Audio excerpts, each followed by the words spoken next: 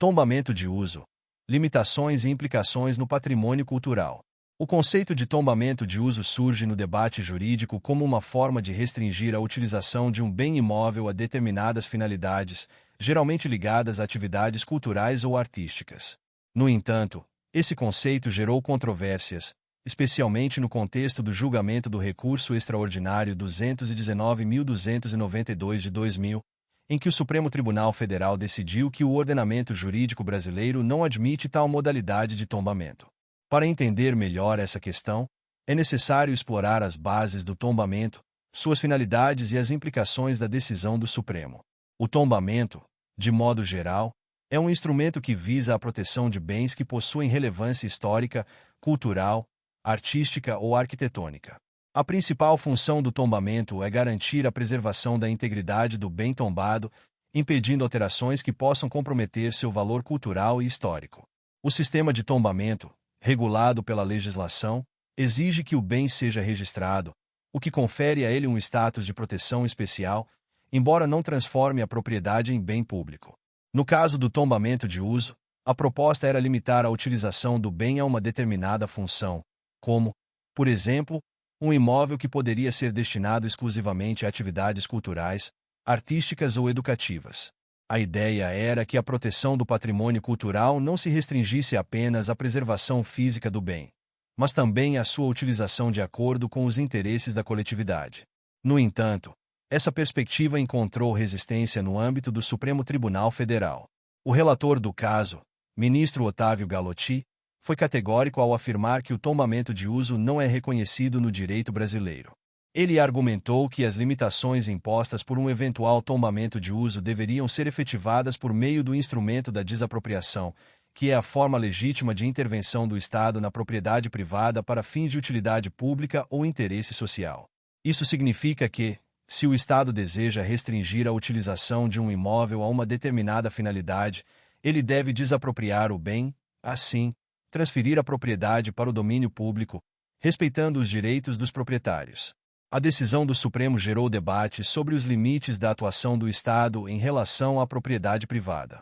O tombamento de uso poderia ser interpretado como uma tentativa de desviar o instituto do tombamento de sua função original, que é a proteção do patrimônio cultural.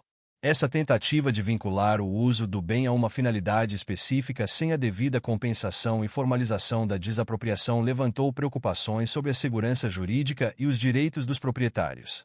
Outro ponto relevante a ser considerado é a diferença entre tombamento e outras formas de intervenção na propriedade, como a servidão administrativa e a limitação pelo poder de polícia. Enquanto o tombamento busca a preservação do patrimônio cultural, a servidão administrativa impõe restrições a um bem específico, permitindo que o Estado utilize o imóvel para fins de interesse público. Por outro lado, a limitação pelo poder de polícia estabelece normas e regras que todos devem seguir, sem necessariamente restringir um bem a um uso específico.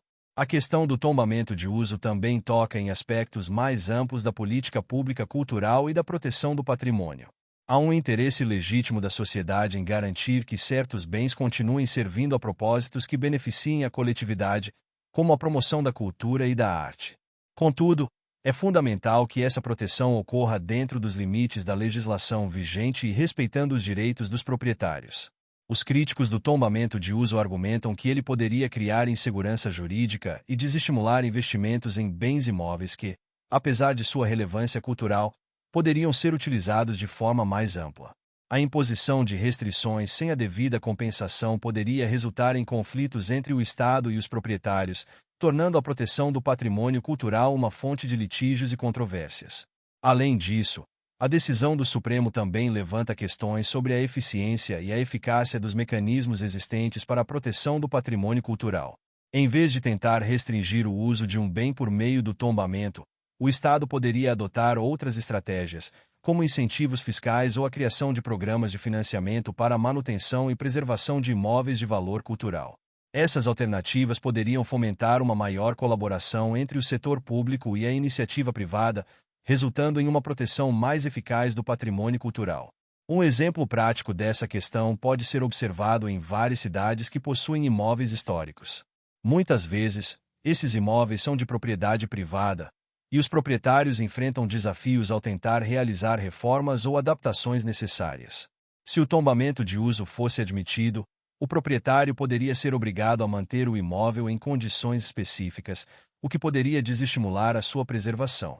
Em vez disso, abordagens colaborativas que incentivem a preservação e o uso sustentável desses bens podem resultar em melhores resultados para a comunidade.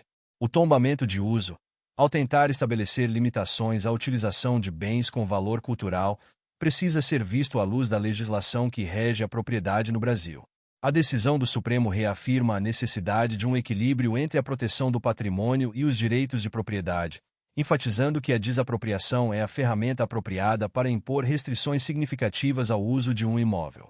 Em suma, o tombamento de uso é um tema que revela as complexidades das relações entre o Estado e a propriedade privada, especialmente no que se refere à preservação do patrimônio cultural. Embora a intenção de proteger bens de relevância cultural seja louvável, é essencial que isso ocorra dentro dos parâmetros legais estabelecidos, garantindo a segurança jurídica e o respeito aos direitos dos proprietários.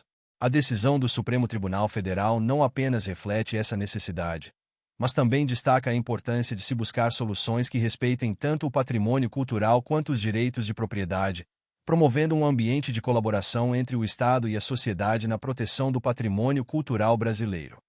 Muito obrigado!